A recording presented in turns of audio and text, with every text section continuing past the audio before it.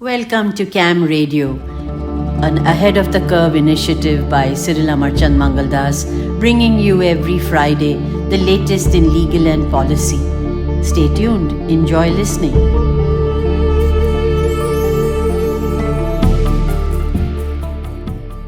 It was early in 2011 when the Padma Awards list was released. For the first time ever, the list included a resident of Singapore. The recipient of the Padma Shri Award was none other than Mr. Satpal Khattar. Lauded for his efforts in furthering economic and social ties between the two nations, Mr. Khattar was instrumental in setting the foundations for a strong India-Singapore partnership spanning numerous fields. Mr. Khattar and his family made their way from then undivided India to Singapore shortly after the partition. With nothing but challenges in abundance in his early life, Mr. Khattar did not only equip himself with education, knowledge, and skills that he has today, but also imparted valuable lessons to those around him. In his memoir, Mr. Khattar gets candid on his life, family, and his journey from being a refugee turned part time student and businessman to being one of Singapore's most prominent tax lawyers and then one of the most pioneering investors, who till date continues to play his part in the India story. Mr. Khattar's memoir, titled Changing Destiny, underscores well what Shakespeare once wrote. It is not in the stars to hold our destiny, but in ourselves. We are glad to have with us today Mr. Satpal Khattar, who forged his own path and took control of his life's narrative, and therefore truly changed his destiny. A distinguished lawyer, notable investor, doting grandfather, and recent author, Mr. Khattar will be joined in conversation today with our very own managing partner, Mr. Cyril Shroff. Good morning, Satpal. Such a pleasure to host this with you. This is one of my most looked forward to episodes of Cam Radio because it really spans a friendship and a relationship over 3 decades that both of us have enjoyed. Yes. And I've always been a great admirer of the work that you have done. At the time when we first met, we were a tiny firm as well, and one of my global inspirations used to be the firm that you had created in Singapore, and we have spoken about it many times as well. But it's a bit more of a personal conversation today because it's more about our friendship and it's more about what you represent as a human being. And truly, as you know, I've always regarded you as the kind of father of law firms in the legal industry in Singapore. So, not many people over here may know, especially the younger generation, may know your story, and I think it's befitting that they do. So, in the Straits Time article that Saiba was just referring to a long time back, you had said, "I'll never write a book." But you did. And as I say never. Can you just take us through your thought process and what changed your mind? Was it COVID? Was it just a different perspective in life? What happened? Cyril, you are very kind with your remarks, as was Madhumita. Our friendship, as you said, goes back a long time. When I first met you, I told you that I would like to see your firm grow to at least 100 lawyers. And you have far exceeded that. And I still, when we are both still good friends, it doesn't matter the rest of it. I'm friends to you and friends to your family. One of my distant relatives works in your PR, as head of your PR also. Anyway, leaving that aside, what made me write the book? I one day realized that my family knew nothing about my background. Leave alone Pakistan, partition, first coming to Singapore at the age of 6, when Orchard Road had orchards to this thing. living in a rent-controlled premises, and we grew up. My father wanted me to sell sports goods, and like a good son, I said yes, because I was the only son at that time. And I sold sports goods. I used to travel even when I was in the university. When I was in the university thought I was a full-time student. My father thought I was a part-time student. And it continued on that basis. Unfortunately, my mother had died when I was 2 in Pakistan. My father passed away 4 weeks before my second year exam. And not only that, first 2 years, I was awarded a book prize. But after he passed away, I became sort of owner of the business and became very popular with the girls because I was only one of the few guys who had a car, and the boys who thought they owned the car as well. And you talked of, Madhumita talked about the Padma Shri.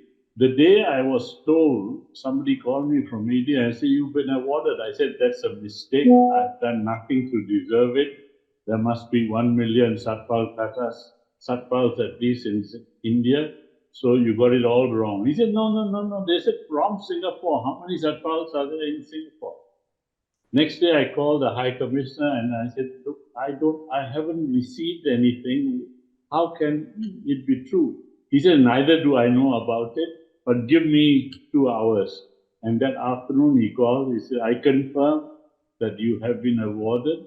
And he said, then he called a press conference and made a big story about my contribution, etc., etc., etc.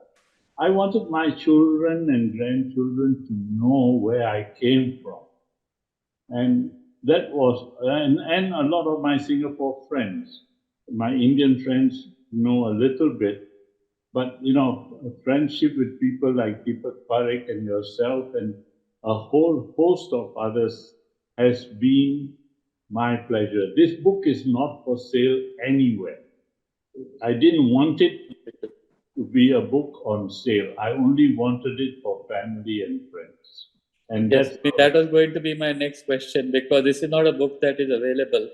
It's Yes. called Changing Destiny, and I was one of the few that you sent a personal copy as well. And it's such a deep thought behind that. As you say, it's really about, it's almost like J.K. Rowling writing for her children and creating Harry Potter. In fact, when my former dean, she's a friend of, very close friend, she was saying, she says, reading this book is like you sitting next door telling a story. It's written in that way. Yes. So I think that's, of course, that's the story, and it's such a, it's actually setting me thinking as well. At some stage, do I need to do that? But I'm still too young.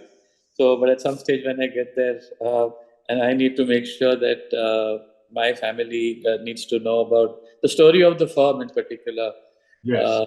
The life challenges that my father had, my grandfather had, my children still don't know about it, and that's the way life works. No, you must write it, and you must write it. You're not too young, and if there's any help I can give, I will be delighted to do. No, thank you so much. And I mean, there is a lot of people who have told me I should, but I still believe that there is a lot of runway ahead. Of course. Over your life, you've donned many hats, and I think you kind of hinted at some of them: son, lawyer, civil servant, father, investor, brother. Who is Satpal Khattar today? And you've always said that life just happened to you. Would you say that there are some parts of life that have been the defining moments in this journey for who you are today, and who are you today? There have been many defining moments. I didn't expect to do law. I did law because it just happened to come about. Law was the only faculty that was prepared to admit me. The easier one was pharmacy. Even they said your 2 principal levels in HSC not good enough. So law, they were a new faculty and they were desperate to get students. And the dean said, let's take everybody on the reserve list in. We'll sack them after 2 years if they don't perform. That was my starting point. And I had to persuade my father to let me stay 1 term to study for the exam. And he said, okay. I entered the hostel. 1 week later, he entered the hospital. Immediately, I had to come back. And 5 weeks later, he passed away. There are many defining. I didn't apply for legal service. The legal service sent me a letter to say, you haven't applied, but we've got your results. Would you like to apply? Ego got the better of me. I filled in the form, sent it. Next week, I was appointed Deputy Public Prosecutor and State Counsel. And I hated doing criminal work because I was not from, this thing. And then when there was a vacancy in tax, nobody wanted to go, I went. It was a defining moment, I ended up as the youngest super skill officer in the whole government. Super skill is reserved until you are 35 or 40. I had it at 28. And then, of course, I still wanted to leave a few years later. And, this has become the thing. I didn't realize that super skill resignations go to the Prime Minister. He blew his top. He says, how can you allow him to go? We have over-promoted him quickly because he's capable. Now we cannot let him go. So my boss called me and said, this is what has happened. So I asked him, what do I do? He says, go and get scolded and withdraw, or withdraw without going to him and getting scolded. So I withdrew my resignation. I asked him, how long for? He says, I don't know. And I jokingly said, slavery was abolished a long time ago. And he told me, don't you ever repeat it. So there are plenty of defining moments. I started a one-man shop, as you know, and grew it to 159 lawyers. But over time, I lost interest in it. I let the others just think. And I don't carry across as far as that is concerned. And then how did the journey to investor happen? That one is, I think, singularly as a result of the friendship with Deepak Parekh. He told me he wanted DBS to invest in HDFC Bank, and they were offering 20%. DBS was happy to take the 20%, but the finance minister told DBS, you take this 20%, you don't ever will be allowed to come as DBS in your own bank. So they, airheaded, they said, no, we are DBS. We can't accept that condition. It is then no. This was Dr. Manmohan Singh as finance. Yep. Then they got NatWest Bank to come in. And for all the trouble that I took, Deepak said, would you like to take some share? I said, sure, I would. And that's how I ended up as a shareholder in HDFC Bank, not on listing, on incorporation at 10 rupees. Yes, that speaks of your vision also of the future. And I was, wonderful people, Bharat Shah, Deepak Parekh, Aditya Puri, all became very close family friends over time, like you. And it's been a journey. You see, law, as you would by now know, gives you a good life, but doesn't give you the wherewithal to grow things like this. I was lucky there were 2 houses I owned behind Shangri-La Hotel. Singapore government in their wisdom decided to rezone it as medium rise, 12 stories. Suddenly those 2 houses, which were costed me probably 4 million, were sold for 36 million. That's how the investments luck. Yes. Absolutely. But tell me a little bit more about who is Satpal Khattar today, and how do you? Because you still have a lot of fire in you. Every time I meet you, you're always optimistic. You're always with that can-do attitude. You're anything but retired. Well, nobody believes me when I say I'm retired, and you obviously don't either. But I've slowed down. I've got two of my boys helping me, one based in London, one based in Singapore. The third, the daughter has been separately provided for. I don't want them to quarrel over anything. What do I look for? I like to be active in every way. Even when we had COVID and nobody was in the office, I used to come because I can't sit at home and do nothing. I've given up golf. I gave up badminton about 20 years ago because the doctor said, when you have torn your meniscus, you have torn your cartilage, I will repair them, but you cannot play badminton. I told him no. He said, then you have to change your doctor. I said, okay, then I do. You are always someone who loved learning new things, and by doing and getting your hands dirty, and much to the dismay of students you taught. I recall, from your biography, that you made them study accounting fundamentals in a tax law seminar. Yes. And this kind of raises the question. I'm getting to a deeper question of this. Inspires a lifelong learning journey, and that you need to always remain hungry, foolish, and curious. And you are one of those lawyers, I think, who kind of personified that. Many young lawyers today don't have this mindset because it's a very different generation. But they need this experience and they need this wisdom from leaders like you. How do you think they should go about staying more curious, like you have? Even at this age, you are so curious, and getting this practical education. I mean, I know you're curious also because every morning I get a WhatsApp from you on something new that is happening in the world, either a song or something to do with a new science discovery or other. It shows a curious mindset. How would you advise the younger generation on how to stay curious, willing to learn, and constantly keeping an open growth mindset?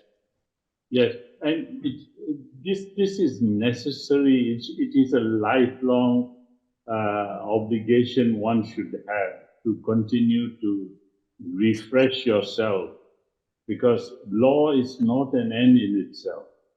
If you want to be a good lawyer, then depending on your specialty, you have to keep your mind open on so many other things. Lawyers become diplomats, lawyers become administrators, lawyers become, all sorts of things. Can become presidents of America also. Yeah, that's right. They become president of America. Some. I mean, luckily we don't need to consider Trump in that category. He's not my favorite president. Yeah. But yes, I think it's not easy. I agree with you that most people don't have the time, the energy, or the inclination to refresh their thinking and keeping a view outside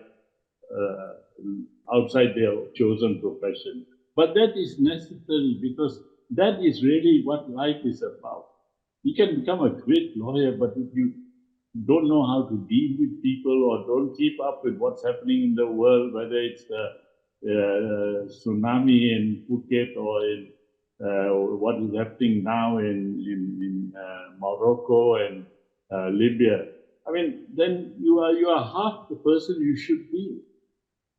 It is necessary, in my view, to keep your mind open, and you can only keep your mind open if you are prepared to be educated and learn and listen. That's why my daughter once told me, why do you wish the Jaga downstairs as you come in? I say, I have nothing to lose. He's so bored, he's got a horrible job. If I wish him, he wishes me back, he feels happy, I feel happy. It's a small thing, but it's important. Yes, absolutely. I'll shift gear now a little bit to law firms. Yes.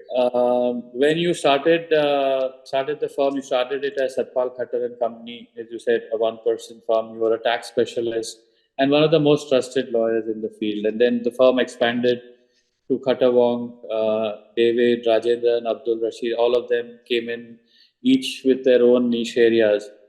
And you realize that for a law firm, modern law firm, and again, I'm still talking about 2-3 decades ago or more, that you had to know a little bit of everything, even if it was just to oversee a matter. And there is an ongoing debate in today's world on, is it better to be a generalist or a specialist?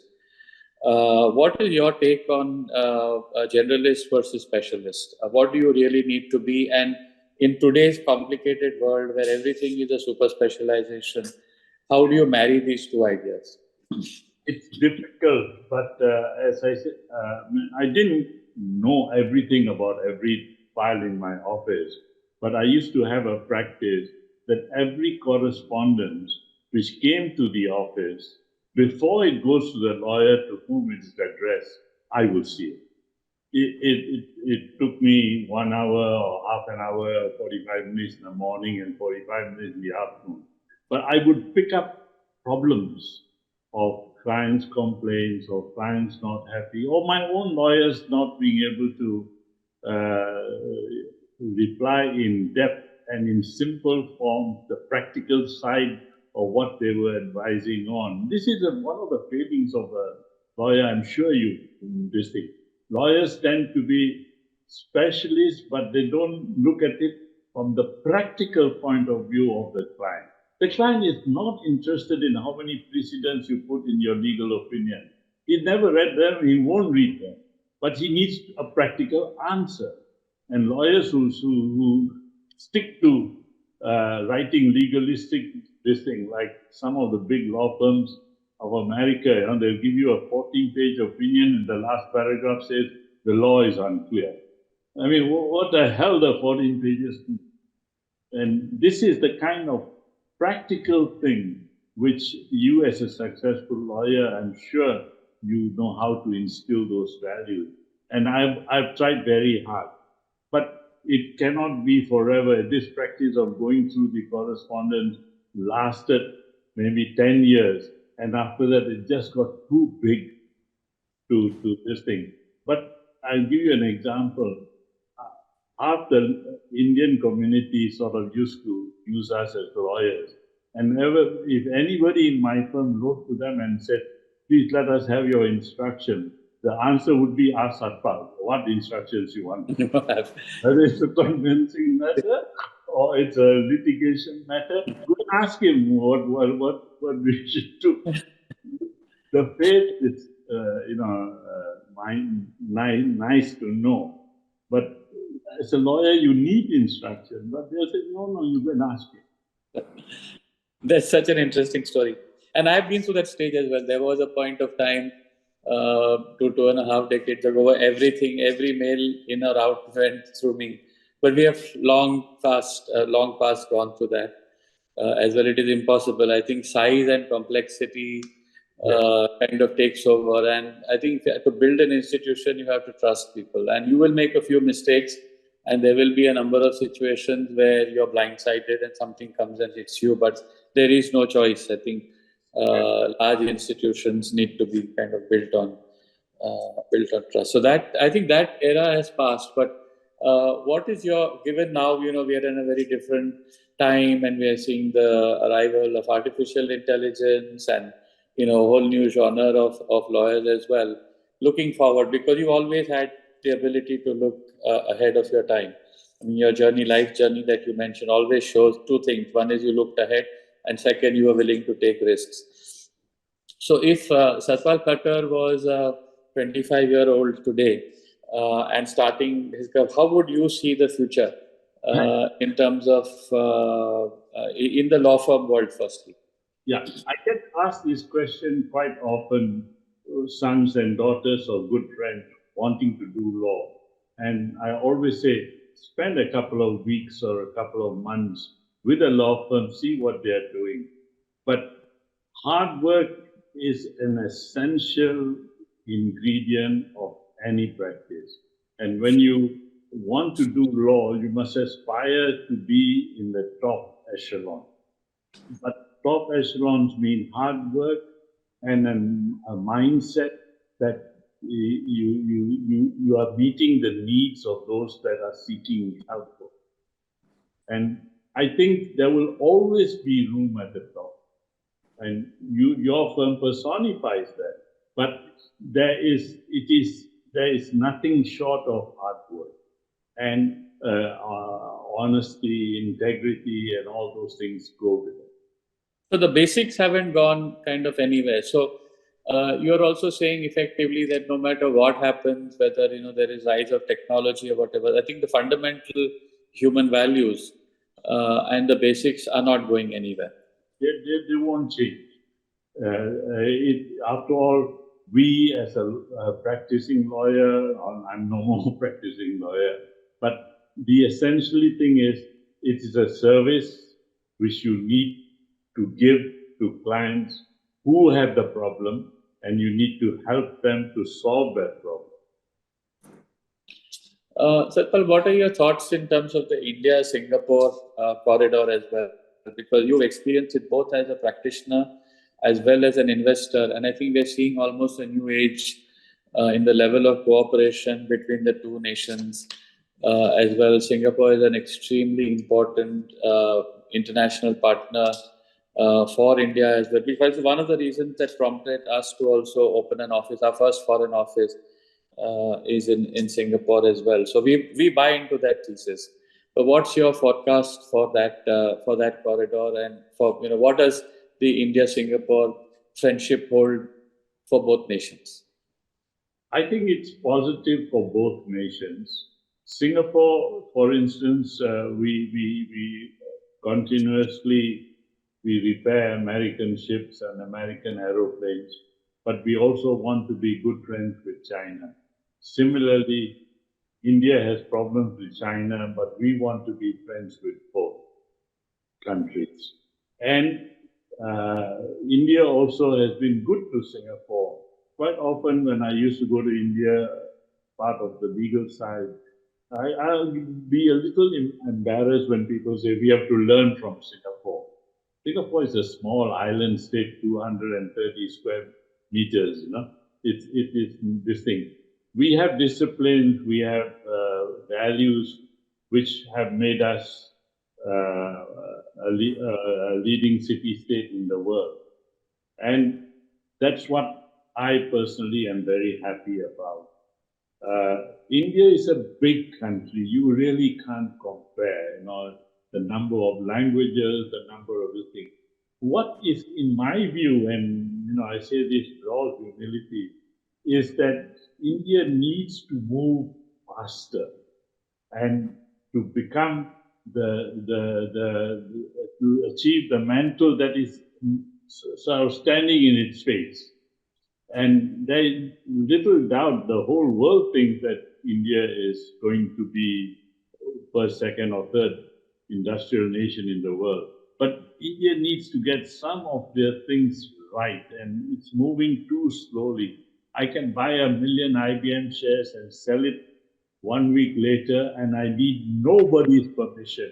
In India, by the time I finish signing all the forms and voice recordings and this and that, the market has gone differently. I raised this with the governor of the Reserve Bank. Oh, he says, we need these things because we don't want some Pakistanis to take over Indian companies. Come on, that's not really needed. You don't need to worry about that. You're big enough to deal with it. But this is where I still feel that India, and I've been saying this for 25 years, that India needs to move faster. The rigmarole that the civil servant thinks that the businessman is corrupt, the businessman thinks that the civil servant is not cooperative, and they both think that it is the government to blame. I mean, this is not really.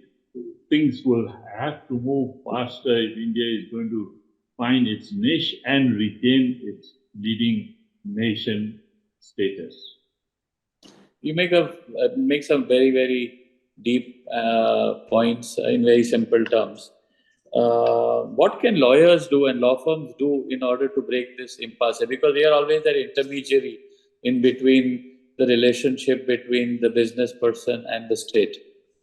Yes, but people like you, Cyril, and a lot of other very clever lawyers as well as this thing, they are in a position to impress upon the government that things need to change fast and things need to change. I mean, the variety of languages and the variety of states running in opposite directions at times against the center and vice versa. These are, in my view, solvable problems, not easy solvable, but I think you should not lose sight. Yeah. Lose sight of the fact that you are in a position to make to influence changes. We've spent time together personally as well, and one of the things which impressed me is your fluency with Urdu poetry and shairi, and you, at the drop of a hat, I've seen you move into verse on this. Tell me a little bit about that side of your personality, and might be a good idea if you could even recite a couplet now. Well, I think I recited to you and Vandana. ये वक्त से वक्त की क्यों शिकायत करें, वक्त ही ना रहा, वक्त की बात है। मैंने देखा तुझे, मैंने पाया तुझे, तूने ठुकरा दिया, वक्त की बात है। Oh, wonderful. Wonderful. See, it's really in time if you can relate this to Ozymandias Shelley, talking about the great pharaohs and the great leaders of Asia Minor, and in the end, even they were reduced to dust. We all will end up being dust, but you still, have to. That's life. I mean, it goes on. You can be rich, you can be powerful, you can this thing, but in the end, life is limited. Yeah, it's a lease, and but you can also, during the term of the lease, you can do a lot. And I am one of the can-do people who believes that everybody is on earth for a purpose. Because of your attitude. Sorry, I said you are successful is because of your attitude. That you are a can-do lawyer. You built up a fabulous firm. Your family is this thing, and I think you personify the new modern Indian. No, thank you so much for that, and I've always looked up to you for inspiration. Now, in the concluding segment of our chat today, a few rapid fire questions, very brief, maybe even one word or one sentence answers. One of your most memorable cases as a lawyer, and why? The most memorable case was where I was in the tax department, and there was a Privy Council appeal. No Singapore graduate had appeared there. I persuaded my bosses that I should go. I went there, and I had a senior counsel, Queen's Counsel. I had a junior with him, and I was the third person. And the case was so tight, I had won all my local High Court of Appeal, that the Privy Council said, we don't need to hear you. It is missing. We were responded.